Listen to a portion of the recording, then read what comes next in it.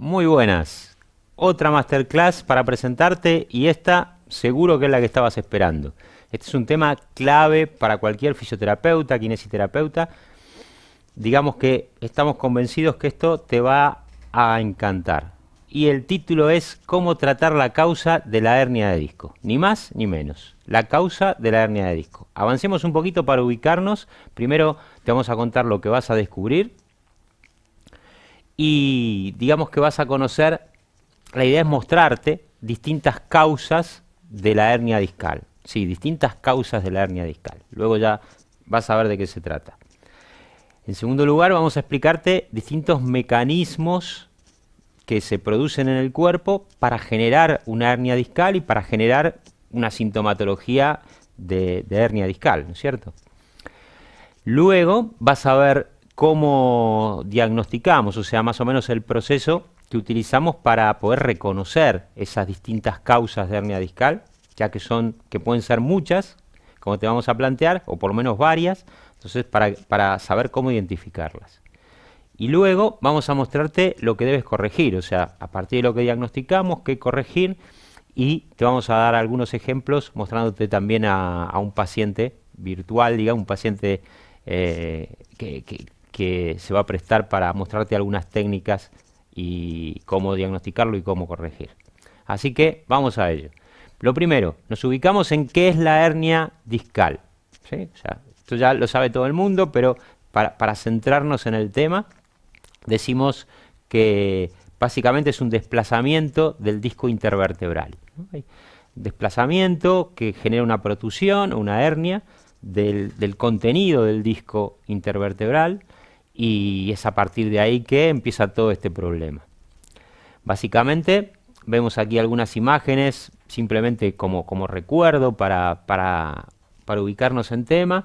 Aquí vemos el disco herniado claramente, como el líquido que se propaga hacia la parte posterior y a partir de ahí puede pinzar, como vemos en esta otra imagen, que puede pinzar las raíces, en este caso del nervio ciático, si es una hernia discal lumbar, que es sobre todo a la que nos vamos a referir. Si fuera por una hernia cervical, ahí ya tendríamos una cervicobraquialgia, pero vamos a centrarnos en la hernia lumbar. Muy bien, entonces, ¿qué síntomas presenta? ¿Qué síntomas presenta la hernia discal a nivel lumbar, en principio? En principio presenta la ciática, o sea, lo típico de la hernia es la ciática, dolor en todo el territorio del ciático. Sabemos que el ciático viene de las raíces L4, L5, S1 y a partir de ahí luego se va a irradiar por la pierna a distintos niveles, depende un poco de la irritación de la raíz correspondiente. Además, normalmente también se acompaña de contractura y dolor en la zona lumbar. También eso puede variar, puede ser más alta, más baja, pero normalmente también suele acompañarse de dolor en la zona lumbar.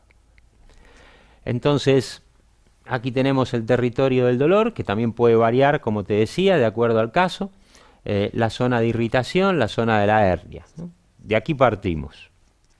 ¿Cómo la detectamos? Bueno, lo que normalmente se llama causa de la ciática, o sea, cuando el paciente normalmente no va al médico porque tiene una hernia discal lumbar, el paciente va al médico porque tiene dolor que se le irradia por la pierna. O sea, básicamente va por una ciática, que es la sintomatología. A partir de ahí el médico manda los estudios y es ahí donde va a encontrar probablemente la hernia discal, ¿no? Entonces aquí vemos dos casos, uno bastante marcado y otro un poco más razonable. Aquí vemos distintos niveles discales con hernia, ¿no? Entonces es a partir de aquí que ya el médico da su veredicto, tienes una hernia discal, ya te quedó el problema para toda la vida, y a partir de ahí vamos a ver cómo lo resolvemos, que esperemos no sea la operación. ¿Cuál es la causa realmente de la hernia? Porque si nos guiamos por lo que es la visión clásica, lo que te van a decir la mayoría de los médicos, la causa es esta. O sea, en principio, la causa de la ciática es la hernia. Y la causa de la hernia, digamos que nosotros creemos que es el desajuste de las cadenas miofaciales. En la visión convencional, causa de la hernia puede ser por esfuerzos violentos o esfuerzos repetidos o un proceso degenerativo, tanto de las vértebras como del disco. Entonces, bueno, o sea, la causa es incierta, pero en realidad ninguna de esas es la causa. Todos esos son los detonadores de la causa, los detonantes de la causa. Es el acto que terminó de producir la sintomatología, pero el disco, en la mayoría de los casos, ya venía de un proceso de deterioro y al final, un día empezó a generar sintomatología, tocó la raíz y empezó a generar sintomatología. Pero nosotros creemos que la causa realmente está en el desajuste de las cadenas. Son las cadenas que se desajustan y van generando esa compresión del disco, ese desplazamiento del disco. Entonces, por aquí es donde tenemos que ver la causa. Digamos que para nosotros el problema surge porque alguna cadena se acorta, se retrae, se anuda y las otras lo compensan. Entonces, en ese juego de tensión-compensación es que el disco va a irritarse, va a irritar la raíz nerviosa y a partir de ahí dar toda esta sintomatología. Aunque también, en este caso estamos hablando de cuando la hernia realmente es la que está produciendo el síntoma, pero sabemos que hay muchas ciáticas y lumbociáticas donde por más hernia que haya, en realidad el síntoma no tiene nada que ver con la hernia. El síntoma es por compresiones más periféricas del nervio o incluso a veces ni siquiera hay ciática. Hay dolor irradiado, que es dolor irradiado por la fascia del miembro inferior y el nervio en realidad no está comprometido. Pero ahora vamos a referirnos a cuando realmente hay un compromiso por una ciática por una hernia. Y esta hernia está producida por estos desajustes de las cadenas. Entonces, en cada paciente la cadena causal puede ser diferente. Como ya hemos mostrado otros casos que probablemente los has visto en otras patologías, bueno, en todas las patologías para nosotros el proceso es el mismo. Simplemente que en cada patología hay que descubrir ese proceso que va a ser diferente, por supuesto. Entonces, la clave va a ser analizar las cadenas que están desequilibrando al cuerpo y mantienen la hernia discal, ¿no? Ahí es donde nos tenemos que meter. O sea, eso es lo que vamos a analizar ahora. Vamos a ver distintos casos, ¿sí? Para que más o menos puedas ver cómo todos tienen hernia discal, pero a todos hay que tratarlos diferente. Entonces, vamos al caso donde la cadena de extensión es la protagonista. Sabemos que nosotros nos manejamos con 6 cadenas, que en realidad son 5 más una doble.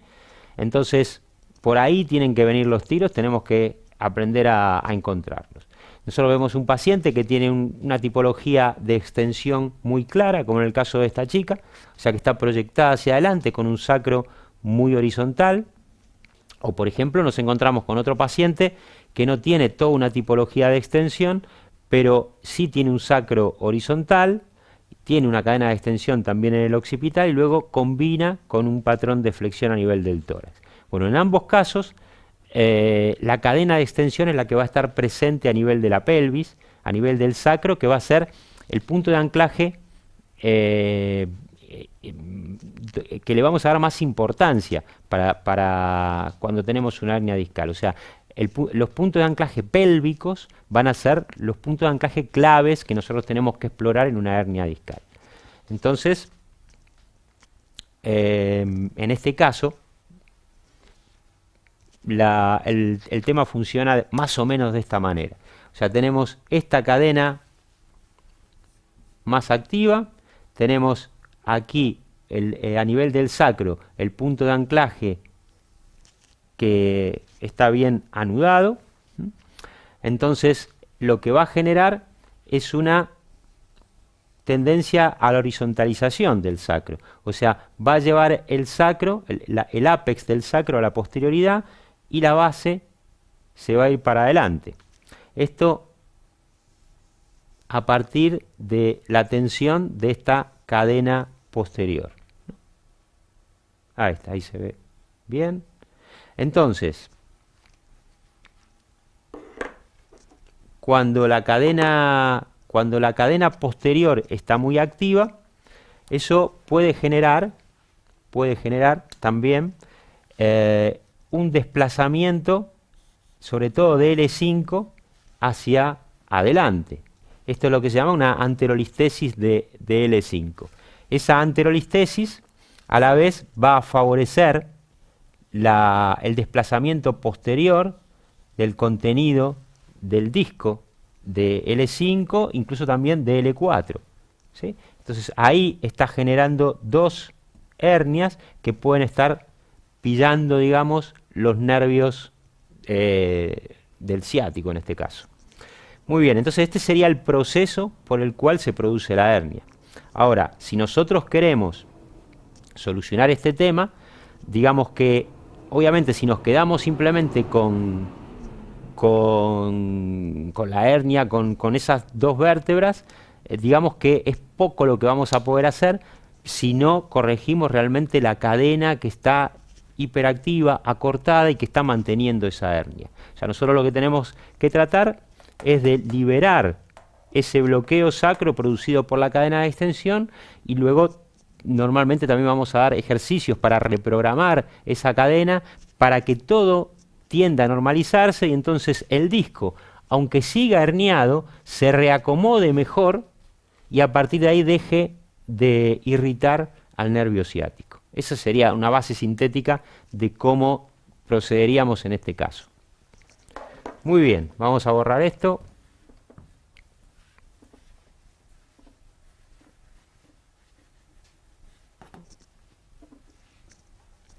Y avanzamos un poquito. Entonces, estas serían radiografías donde vemos una hernia discal por una cadena de extensión. O sea, normalmente la radiografía se presenta con una rectificación, digamos, de la columna lumbar, porque la cadena de extensión, lo que hace la cadena de extensión es comprimir las vértebras, ¿sí? Genera una compresión en todas las vértebras, y el sacro más horizontalizado, o sea, el sacro tiende a bascular hacia atrás. Entonces aquí tenemos la hernia por la cadena de extensión, en este caso sin anterolistesis, pero sí se produjo la hernia. Bueno, aquí son otros dos casos que también vemos lo mismo, ¿no? O sea, sacros muy horizontalizados, con hernias en L5 y también en L4. Muy bien.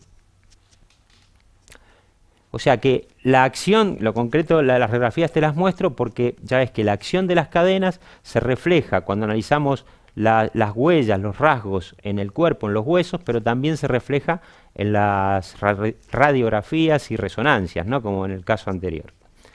Ahora vamos a ver un caso de hernia discal, pero por una cadena totalmente diferente, que es la cadena de flexión. Entonces, recordamos, aquí vemos una persona que tiene un patrón de flexión, o sea que tiende en general a la flexión, con la pelvis en retrováscula, ¿sí? Flexión a nivel del tronco, del tórax, o sea hay toda una cadena de flexión global activa que más o menos me lleva, exagerando un poquito, a esta posición del cuerpo. Cuando hay una cadena de flexión, siempre vamos a encontrar las espinas ilíacas separadas y los isquiones juntos por acción de la musculatura del periné. Si proyectamos hacia abajo también, o sea, si la cadena de flexión sigue hacia abajo, porque como ya sabes, las cadenas pueden estar combinadas en una persona, pero si hay todo un patrón de flexión, la tendencia va a ser a que las rodillas tiendan a juntarse en la línea media. Muy bien, entonces, si analizamos lo que pasa con una cadena de flexión, en este esquema que mostramos, digamos que la cadena de flexión sabemos que es esta, sobre todo va a estar muy activa a este nivel, o sea la musculatura del periné. La musculatura del periné va a estar acortada, va a estar acortados los piramidales, que son músculos, partes de la cadena que lo que generan, traccionan del sacro y lo que generan es una verticalización del sacro. O sea, aquí el sacro tiende a estar más vertical porque la base se va para atrás y el ápex se va hacia adelante. Entonces el sacro se verticaliza. Esto también se puede observar en muchas radiografías, pero en realidad a nosotros lo que nos interesa sobre todo es evaluar la posición, pero sobre todo la movilidad de ese sacro. Es ahí cuando va a dar problemas, cuando no tenga movilidad. Entonces, si el sacro se viene para adelante, si el sacro, mejor dicho, el sacro hace esta báscula invertida y se pone más vertical, también suele atraer a la quinta lumbar, que se va a hacer más posterior. Entonces va a generar lo que vamos a llamar una retrolistesis de la quinta lumbar. O sea, la quinta va a estar más atrasada, por lo tanto la cuarta va a quedar más adelantada. Y en ese caso es probable que la hernia se produzca entre la quinta y la cuarta. La hernia discal. Entonces, este es un proceso, una de las posibilidades de que se produzca una hernia discal por acción de la cadena de flexión. Muy bien, entonces vamos a borrar y avanzamos un poquito.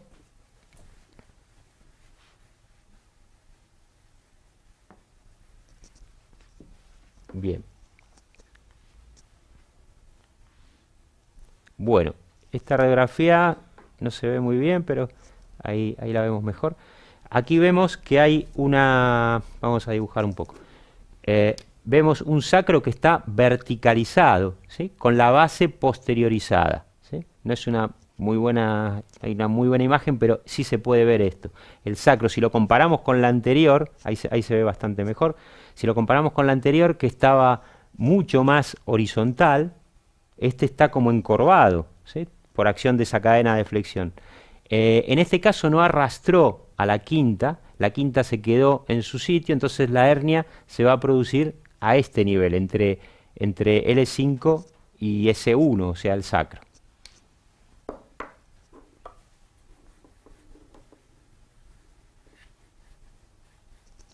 Muy bien, y avanzamos otro poquito. Bien, entonces, para concluir en el caso anterior, por si no quedó claro, si yo quiero conseguir que esa hernia se reacomode y deje de molestar, tendré que trabajar la cadena de flexión a nivel del sacro, del periné, de los piramidales y también de los ilíacos. O sea, trabajar toda esta zona especialmente es lo que me va a posibilitar que ese sacro recupere movilidad, y a partir de ahí tendré que trabajar otras cosas porque la reprogramación global es importante siempre, pero mucho más en un caso de hernia discal, ¿no? O sea, yo trabajo la zona local, pero luego sabemos que el problema es global, entonces siempre tengo que integrarlo en la globalidad.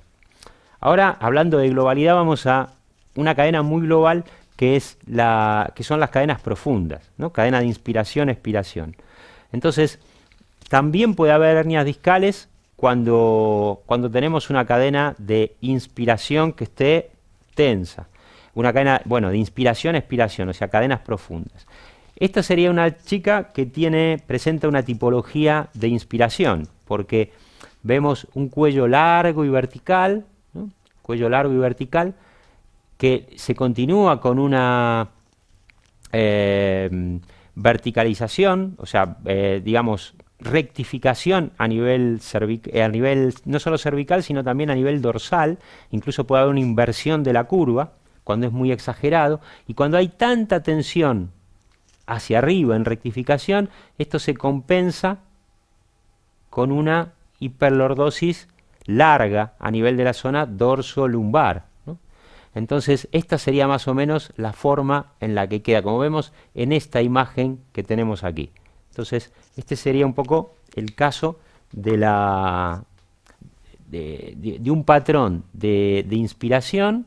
Y ahora vamos a ver cómo se produce la hernia discal en estos casos.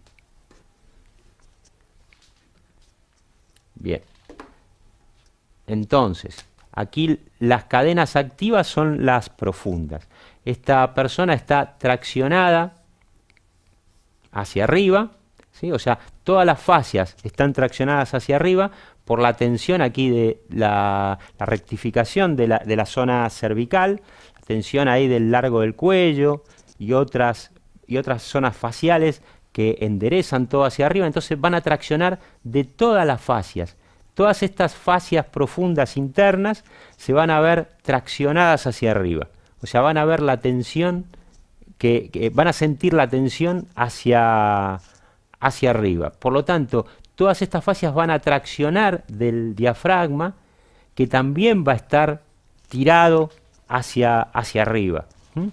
Entonces, la tensión que tracciona hacia arriba del diafragma va a repercutir a nivel de los pilares del diafragma y también le va a generar mucha tensión a los psoas, ¿no? que van a generar también mucha tensión en la zona lumbar, produciendo en muchos casos lumbalgias típicas de esta tipología, pero también esta acción del psoas va a generar o puede generar hernias discales y también puede generar anterolistesis. En este caso, nosotros tenemos una columna hasta aquí rectificada y luego con una lordosis muy amplia. Entonces, esta lordosis amplia hace que el sacro acompañe, siga la curva, ¿sí? Basculando también hacia atrás. Pero en realidad no es un sacro que necesariamente va a estar bloqueado, pero sí va a estar en una posición horizontal porque así lo arrastra toda la curva. Entonces va a haber una anterolistesis también de L5. Pero en este caso, en vez de ser por la cadena de extensión que traccionaba de atrás, va a ser por acción, vamos a hacerlo con otro color, va a ser por acción del psoas ilíaco aquí, ¿no? ¿Sí? Acción del psoas ilíaco, espera que te borro aquí, que salió mal, ahí está.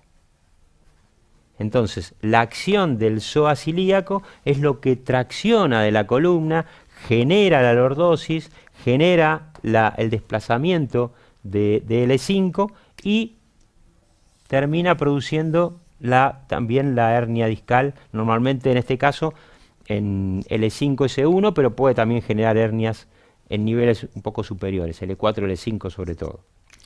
Muy bien, entonces, en este caso tenemos otra hernia discal, podemos tener también otra anterolistesis, pero sin embargo lo tenemos que tratar totalmente diferente. Aquí tenemos que trabajar las cadenas profundas que se empiezan a trabajar de arriba hacia abajo. ¿Por qué? Porque la causa viene de arriba. O sea, si yo no quito la tensión que tracciona hacia el techo, digamos así, digamos que no puedo relajar la tensión de los psoas, que son en definitiva los que están produciendo la hernia.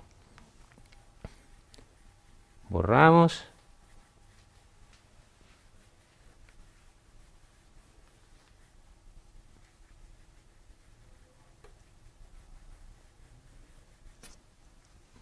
Muy bien. Bien, y aquí encontramos alguna radiografía con una columna, no del todo, porque se puede ver mucho más exagerado, pero también donde hay una lordosis, ¿no? Donde vemos esta curva, esta línea curva que viene de la zona lumbar y termina en el sacro, ¿no? Esta línea curva, y es ahí donde van a producirse las protusiones. ¿Sí? Aquí lo mismo, esta es un poquito más baja, ¿sí? Pero bueno, en este caso que vemos no hay anterolistesis, pero este sería un poco el proceso. De todas maneras, no es un caso exagerado, hay casos donde se nota una lordosis una hiperlordosis mucho más evidente.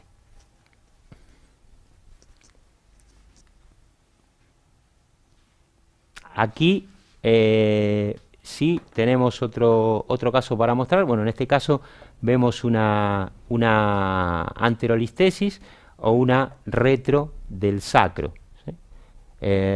Digamos que una espondilolistesis de L5 y un sacro que está retrocedido.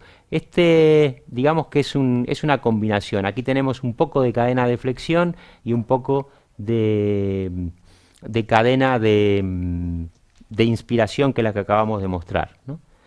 Pero bueno, por la forma del sacro podemos pensar que hay tensiones también de flexión mezcladas.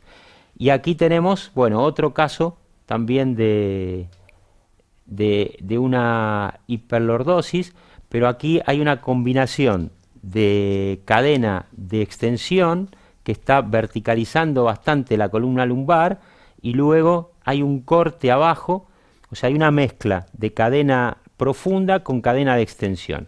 Pero realmente me están generando entre las dos una zona muy crítica en L5 que tiende a la anterolistesis, y aquí puede haber hernias y puede haber de todo por la situación, porque hay como un corte en esta zona. Esto sería una competencia entre cadenas profundas anteriores y cadenas posteriores de extensión.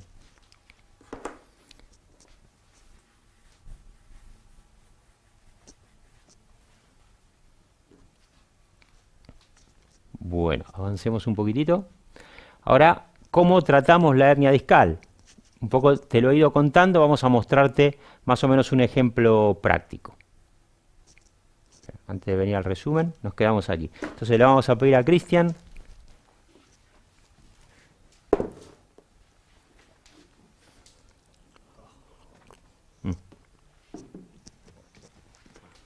no, espera, primero quédate un poquito de pie, así, sí, no, de perfil, así. Bueno, entonces siempre para tratar a cualquier persona que venga con hernia discal, vamos a partir del diagnóstico global, que no lo vamos a mostrar aquí porque hay otros vídeos donde los puedes ver, que los tienes, aquí abajo tienen los enlaces, así que vamos a hacer un diagnóstico global, porque imagina, si por ejemplo tiene este último patrón de cadena de inspiración, está claro que antes de ir a la pelvis tengo que trabajar otras cosas que no tienen nada que ver con la zona de la hernia lumbar. Pero después de esa exploración lo vamos a hacer tumbar en la camilla y también hacer la exploración global en la camilla. Sabemos que en la pelvis siempre la vamos a analizar especialmente, ¿no? Pero por eso no tenemos que olvidarnos del diagnóstico global, porque aquí es, como en todos los casos, muy importante. Bueno, ahora vamos a mostrar, por ejemplo, un caso, este último caso, el caso en que la hernia discal es por una cadena profunda, sobre todo una cadena de inspiración. O sea, en este caso, vas a como imitar un poco la cosa. En este caso el paciente está como creciendo hacia arriba y luego vemos una antebáscula de pelvis, importante porque esta cadena se va a representar sobre todo con la antebáscula de pelvis, una anteversión de la pelvis, pero por tracción de los músculos de arriba, como te explicaba antes. Entonces, vemos un paciente con estas características y cuando exploramos las distintas esferas, vemos que hay mucha tensión en la cadena cráneo-cervical, mucha tensión en esta zona, y en realidad esta zona es compensadora. Entonces, ¿cómo lo tratamos? ¿Cómo seguimos el orden de tratamiento? Lo hacemos en forma muy sintética y reducida, pero para que veas un poco el proceso. Entonces, lo primero que le pedimos es que se tumbe, ahora sí te vas a tumbar boca arriba, de este lado.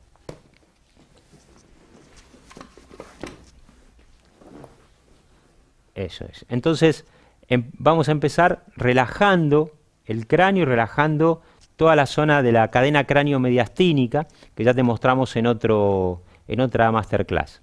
Entonces, relajar toda esa zona va a ser lo primero que trabajamos, y relajar la cadena de inspiración a nivel del cuello, que va a estar muy rectificado, va a ser fundamental. Entonces, tendremos que trabajar algunas técnicas de cráneo, en muchos casos, que ya vamos a mostrar algunas en otra masterclass, y además un trabajo muy importante para liberar la rectificación de la columna cervical es ayudarnos con la lengua o con los ojos, sobre todo con la lengua. O sea, al mismo tiempo que nosotros manipulamos la zona occipito cervical, ¿sí? Digamos que ayudando a esas primeras cervicales a que vayan un poco hacia adelante y que pierdan esa posteriorización, le vamos a pedir a nuestro paciente Cristian que saque la lengua hacia afuera, sin vergüenza. Eso es. Cuando el paciente tracciona, cuando el paciente saca la lengua hacia afuera, ahí está traccionando de la columna cervical y nos ayuda a relordotizarla, ¿no? Y sobre todo tiene acción sobre las primeras cervicales, que son las claves de esta cadena. Entonces, mientras nosotros manipulamos, le pedimos que haga esto, incluso esto se lo vamos a mandar para que lo trabaje en la casa. ¿sí? Además, le podemos poner aquí un rollito de una toalla, lo que sea, también para ayudar a la relordotización. Pero esto tiene que acompañarse con liberar toda la cadena mediastínica para que se libere el diafragma, ¿sí? Incluso vamos a trabajar sobre la zona de la musculatura abdominal, o sea, la musculatura transversa sobre todo. Y luego, ya en la última fase, recién nos vamos a meter en el trabajo sobre el psoas, ¿sí? y alguna cosa en algún punto de anclaje pélvico, ¿sí? El psoas, dobla un poquito las piernas. Lo podemos trabajar con las técnicas más o menos conocidas de psoas. Primero, relajar el psoas, en este caso es importante, pero es importante si lo hacemos después de haber trabajado la parte superior. Si empezamos por aquí, puede ser incluso hasta que reactivemos más el problema. Muy bien. Bueno, te mostramos así el último caso como para mostrarte una forma diferente de tratar, pero de todas maneras siempre es la evaluación y a partir de ahí decido las cadenas a tratar y dónde tratarlas. Quédate un poquito, vamos a cerrar la idea. En resumen un poco de lo que estuvimos hablando, al querer tratar la causa de la hernia discal, podemos decir que la hernia no es causa sino consecuencia. O sea, la hernia no es la causa sino la consecuencia de un proceso de desajuste de las cadenas miofaciales. Entonces, si yo quiero tratar la consecuencia, me centro en la hernia. Pero si realmente quiero tratar la causa de la hernia, tengo que analizar esos desajustes para conseguir que ese disco se reacomode porque el cuerpo recuperó por lo menos en parte su fisiología. Entonces, para encontrar la causa, es fundamental basarnos en las cadenas miofaciales y según la cadena causal, el tratamiento es distinto. O sea, evalúo, determino la cadena y a partir de ahí trato. No hay una receta. La receta no existe. La receta es para tratar síntomas. Muy bien, hasta aquí llegamos. Espero que te haya aclarado cosas, que te haya gustado. Y si es así, nos vemos en una próxima masterclass. Y no lo olvides, sigue tratando la causa. Hasta pronto.